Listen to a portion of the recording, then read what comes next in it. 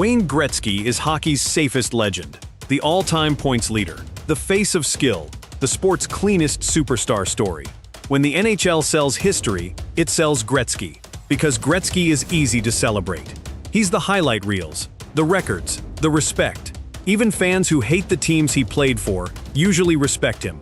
But there is one moment, one game, where Gretzky's name is still said differently. Not with admiration, with anger. And the reason you don't hear about it often isn't because it didn't matter. It's because it's messy, it's uncomfortable, and it collides with the NHL's favorite version of Gretzky, the flawless icon. This is the story of Wayne Gretzky's most controversial NHL moment, and why it's rarely discussed the way it should be. The setup, 1993, and the almost season that still haunts Toronto. To understand why this moment matters, you have to go back to 1993. The Toronto Maple Leafs were legit. This wasn't a team just happy to be there. Toronto had a real run under coach Pat Burns, with stars like Doug Gilmour, Wendell Clark, and Felix Potvin. The Leafs had already survived a brutal playoff road, including a famous series win over Detroit that produced its own iconic moment, Gilmour's overtime winner in Game 6 of the Norris Division Final.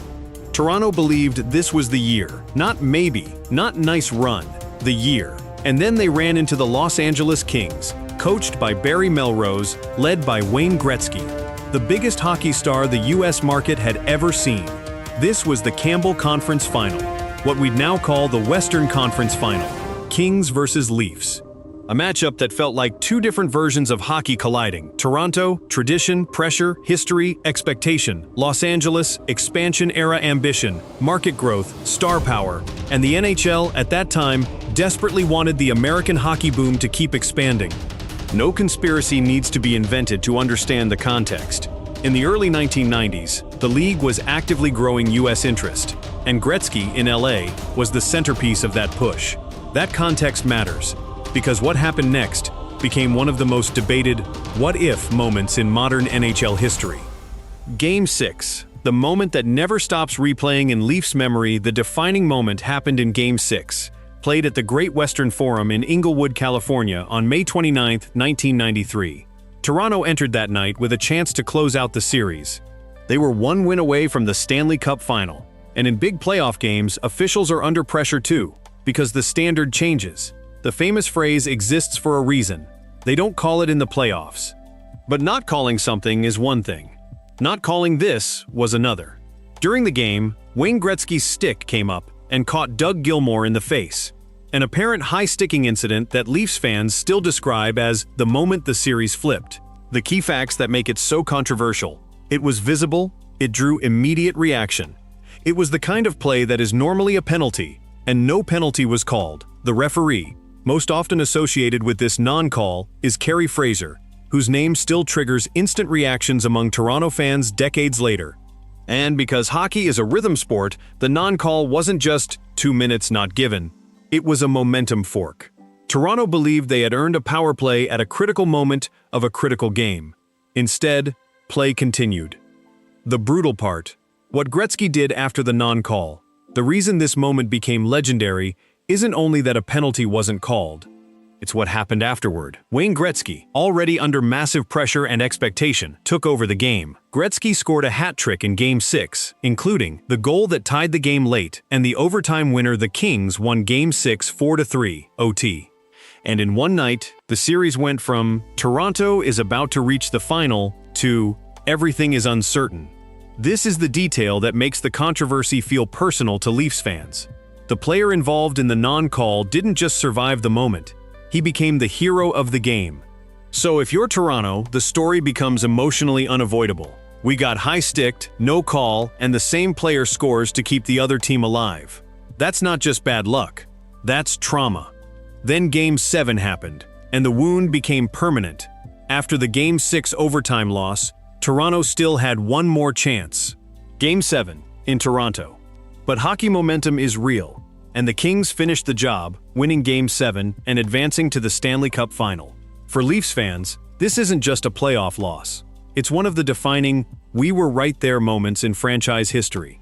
Especially painful, because Toronto hasn't reached the Cup final since 1967. So when Leafs fans talk about why they didn't get there in 1993, That missed call isn't a detail. It's the center of the story. So why isn't this talked about more? Here's the uncomfortable truth. This moment is talked about constantly in Toronto. But it's not emphasized the same way in mainstream NHL storytelling. It's rarely centered in Gretzky greatness packages. It's not a clip the league loves revisiting, because it forces two things into the same frame. Wayne Gretzky, a clean icon, and a game where his legacy is tied to controversy, not purity till. And the NHL, like every league, protects its clean myths.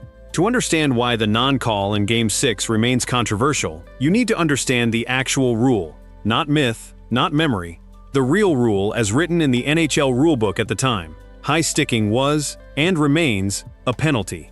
Specifically, under NHL rules, if a player strikes an opponent with the stick above shoulder level, it is a high sticking penalty, typically a 2-minute minor, and in some cases a double minor if blood is drawn, or a major or match penalty if intentional injury is determined. That's not modern interpretation. That was the standard in 1993.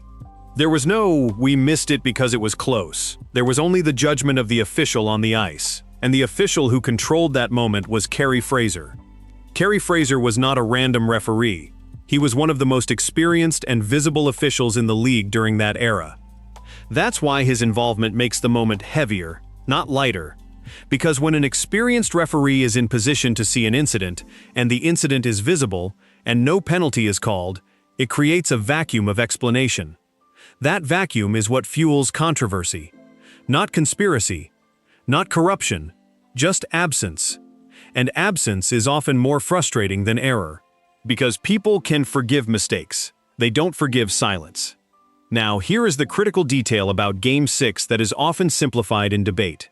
Even without the missed call, Toronto still had a lead and still had the chance to close out the series. The missed call did not single-handedly win the game for Los Angeles.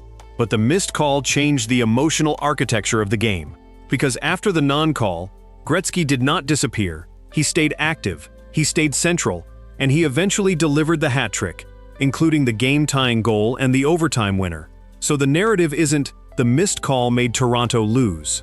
It's more precise than that. The missed call kept the Kings alive in a game where Toronto believed they had stopped the danger. And once the Kings survived, the momentum flipped permanently. That's why Leafs fans still describe it as a turning point. Not because it erased the game, but because it changed the trajectory. The official aftermath is also important. After the game, Fraser did not publicly apologize for the non-call. That's not unusual. Referees rarely issue public admissions in the moment. But the silence became part of the legend. Fans expected acknowledgement. The league offered none. Toronto lost. The Kings advanced. The narrative moved forward. That's what makes this moment so frustrating in sports history. The system continued without correction, and the team that felt wronged had no recourse except to live with the result. Now, consider the cup path that came from this single series. The Kings defeated Toronto in Game 7 and advanced to the 1993 Stanley Cup Final against the Montreal Canadiens.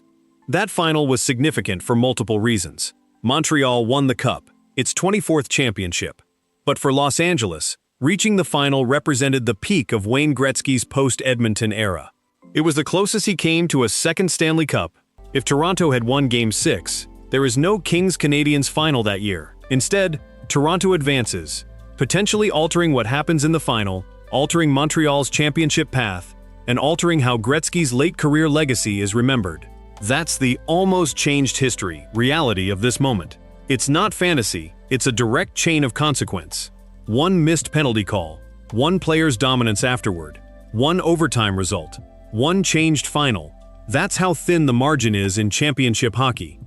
And Gretzky himself was not passive in this story. He was the player who benefited from the moment, not by asking for it, not by complaining, but by taking control of the game after it. That's part of why the moment is controversial rather than purely tragic, because the victim of the non-call wasn't a minor role. It was Doug Gilmour, Toronto's captain, one of the league's elite players, a future Hall of Famer. And the player who capitalized wasn't a role player, it was Wayne Gretzky. That pairing, elite victim, elite beneficiary, is what makes the story unforgettable and uncomfortable at the same time. After the 1993 final, Gretzky's legacy continued, but his championship window essentially closed. He never won another Stanley Cup. The Kings never reached another final during his tenure. That makes the 1993 run feel like a singular moment, both glorious and incomplete. And that's why the controversy survives. Not because of hatred, because of what might have been. To understand why the Gretzky-Gilmour high-stick non-call still feels radioactive in hockey history, you have to understand what the NHL was in 1993. Not the modern NHL, with instant clips everywhere, constant officiating breakdown shows, and year-round social media pressure. The 1993 NHL operated differently. Playoff officiating culture was different, accountability was different, and the league's relationship with its biggest stars was different.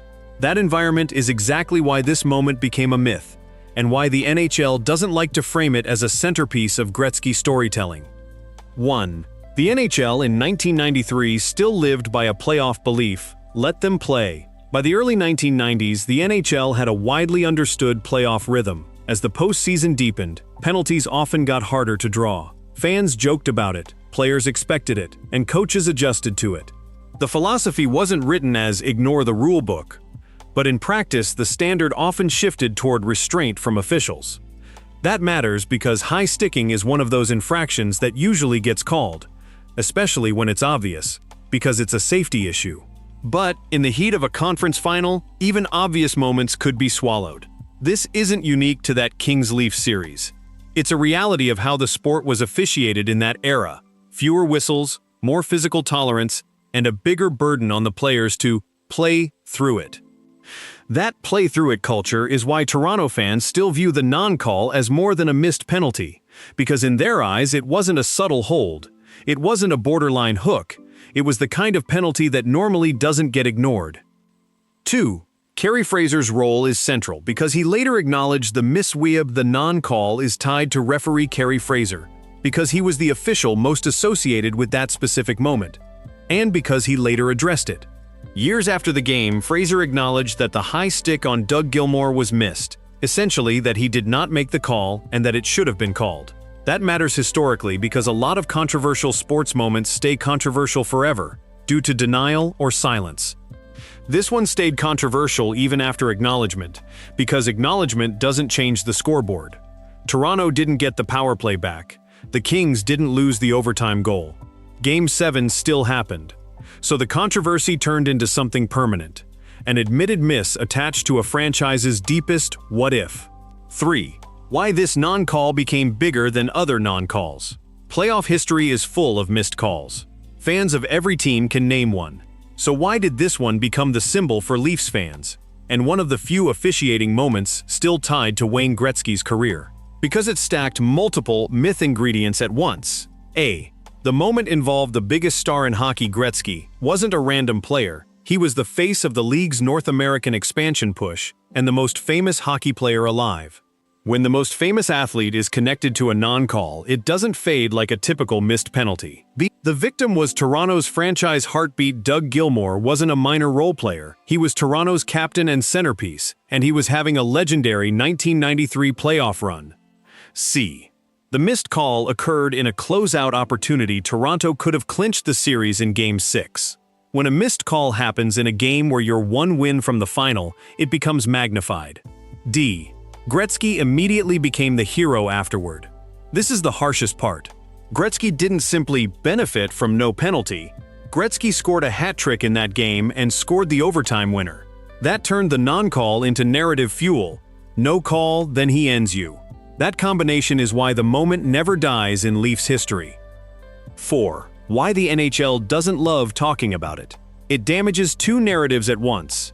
The NHL has two narratives it prefers to protect. Narrative #1. Gretzky as the clean icon, not perfect, but easy to celebrate. The league loves Gretzky because Gretzky is the safest all-time great to market. When the league celebrates records and history, Gretzky is the cleanest centerpiece. Narrative #2. Officiating as human but credible. The NHL can accept that refs miss things, but it doesn't want defining playoff moments to become permanent officiating scandals, especially moments that imply the league's biggest games were decided by missed calls rather than performance. This one moment threatens both narratives simultaneously. Gretzky is tied to the controversy, and the ref's miss becomes a defining memory, so it stays mostly in the Toronto memory category rather than the league's official nostalgia category. 5. The uncomfortable truth. The Leafs still had Game 7, but Game 6 changed the psychological landscape. A common pushback is, Toronto had Game 7 at home, so they still had a chance. That's true.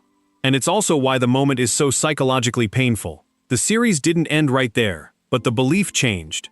Toronto lost Game 6 in overtime after believing they should have had a critical power play. Then Toronto played Game 7 with the emotional weight of, we were supposed to be done already, and the Kings won Game 7 in Toronto to advance. Again, this isn't saying one call guaranteed a cup. It's saying the sequence of missed call Gretzky hero game overtime loss Game 7 defeat created a scar that became permanently attached to Leafs history. 6. Why this moment is never talked about the same way. Because it's not a simple villain story. If this were a dirty, suspended, clearly illegal play with discipline afterward, it would be easy to narrate. But it isn't. This was a missed call, later acknowledged, in a playoff culture known for fewer whistles involving the biggest star in the sport that directly preceded a legendary performance Kumbunta. It's not a clean morality tale. It's a painful sports reality tale. And sports leagues don't love leading with painful reality when building legends.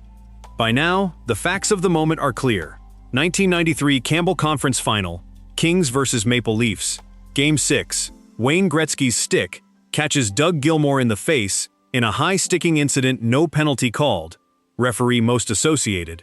Carey Fraser. Gretzky scores a hat trick and the overtime winner Kings win Game 6 4-3 and then win Game 7 to advance to the Stanley Cup Final. So why is this still controversial? And why does it still feel like it's never talked about in the way other iconic hockey moments are? Because it sits at the intersection of three things the NHL prefers to keep separate: the Gretzky myth, the officiating myth, and the Toronto trauma myth. And when those collide, the story becomes too messy to package cleanly. 1. This moment doesn't ruin Gretzky's greatness, but it stains the cleanest version of it. Wayne Gretzky's resume is untouchable.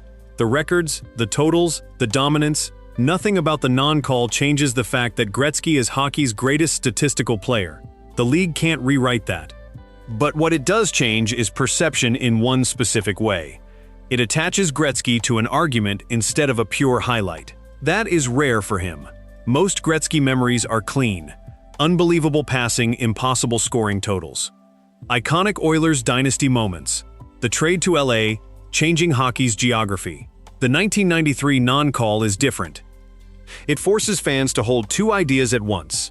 Gretzky was brilliant that night, and Gretzky's brilliance came after a missed call that may have shifted the game's leverage. That doesn't make Gretzky a villain, but it makes the story less safe. And sports leagues prefer safe legends. 2. This moment is a Toronto scar because it fits the Leafs' deepest modern identity. Always, almost. Toronto's last Stanley Cup is 1967. That single fact changes how every what if is felt. For most franchises, a controversial playoff moment becomes one chapter among many. For the Leafs, controversial moments become identity pillars because the ending, a championship, never arrives to overwrite them. So the 1993 non-call isn't just a missed penalty. It becomes the moment that kept the Leafs from a final they haven't reached since 1967. The moment that symbolically represents how Toronto's biggest dreams collapse. The moment fans can point to when explaining why it never breaks our way. That's why it stays alive. And that's why it feels like it's never talked about outside Toronto. Because to Toronto, it's a defining story, but to the league, it's a narrative risk. 3. Carey Fraser acknowledging the miss is what makes it permanent. Many controversial moments fade because nobody ever admits anything and time dulls it. This one didn't fade because the missed call has been acknowledged later. Acknowledgement validates the grievance, but doesn't correct the result. So the moment transforms from fans complaining into fans complaining about an admitted miss. That's stronger, and it makes the debate harder to close because nobody can say, it didn't happen. The only debate left is impact, and impact is exactly what Leafs fans feel most strongly about. 4. The NHL avoids centering it because it's a story where the league has no winning angle. If the NHL centers the moment in official storytelling, it risks two outcomes. It looks like the league is admitting a major playoff series pivoted on a missed call, or it looks like the league is tarnishing Gretzky's highlight legacy. Neither is good for marketing. So the league does what large sports institutions often do. It lets the moment exist in fan memory and media debate, but it does not build league mythology around it. That's why, in most Gretzky career packages, the Kings' 1993 run is shown as a heroic late-career moment, without centering the non-call. Because it's much easier to celebrate Gretzky hat-trick and OT winner than to explain Gretzky hat-trick and OT winner after a controversial missed penalty. One version is clean, the other is honest. The league prefers clean. 5. The final honest takeaway. It's controversial because it sits in the gray zone of sports reality. This moment isn't a clear cheating scandal. It isn't a suspension story. It isn't a match penalty that was ignored. It's the kind of thing that happens in sports that rely on officials in real time. A huge moment is missed. A star survives it. The star dominates afterward. The result becomes permanent. That is why it's so emotionally powerful. Because hockey is a game of inches and moments, and playoff series often swing on tiny events. The Leafs' argument isn't, "We were robbed of a guaranteed cup." The argument is more precise. We were robbed of leverage at the most critical moment, and the same player who benefited ended our season. That's why it still hurts.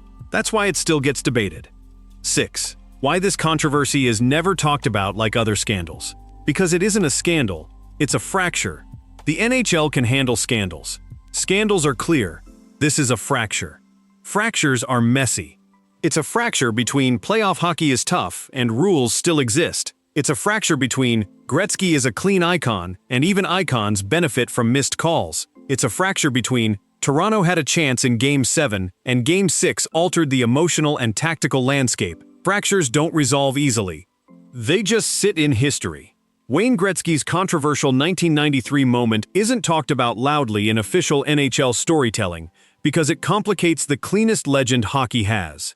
But it remains one of the most discussed moments in Toronto's hockey identity because it represents a franchise's deepest almost. And as long as the Leafs remain without a modern final appearance, that moment will never fully fade. Not because it proves conspiracy, but because it proves something more human. Even the greatest players ever sometimes live on the edge of officiating moments. And when those moments happen in a league's biggest games, history is decided by more than talent alone.